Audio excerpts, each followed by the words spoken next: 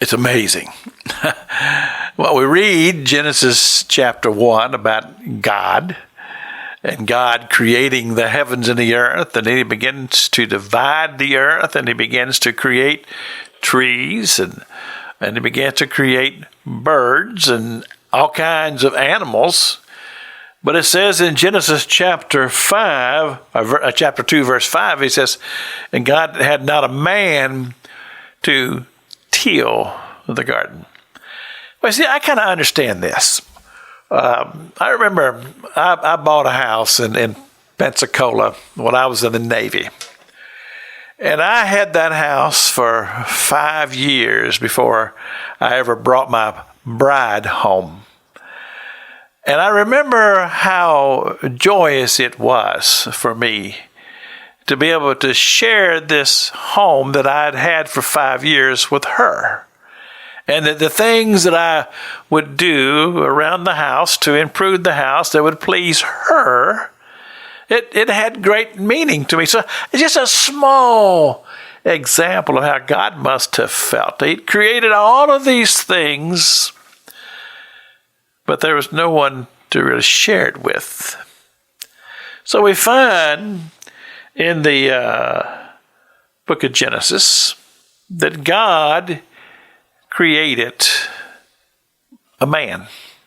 And it says that he made him out of the dust of the earth. He formed him. And he created him, it says, in his own image.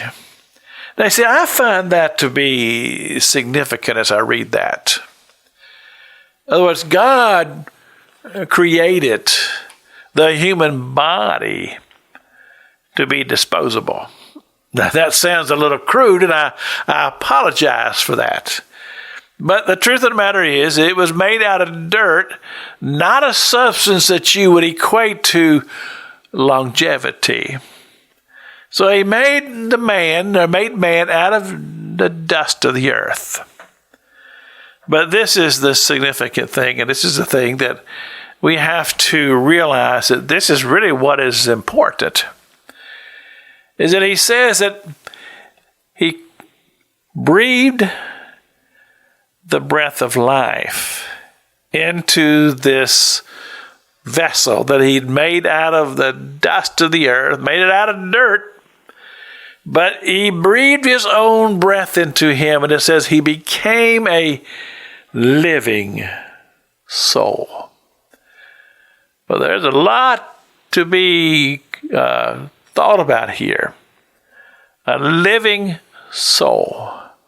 So here we read about God.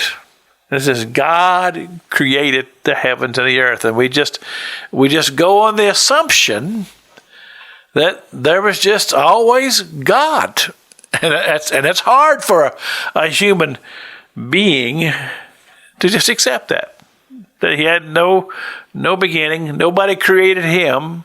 God just was, and God is, and he will always be. He has no ending.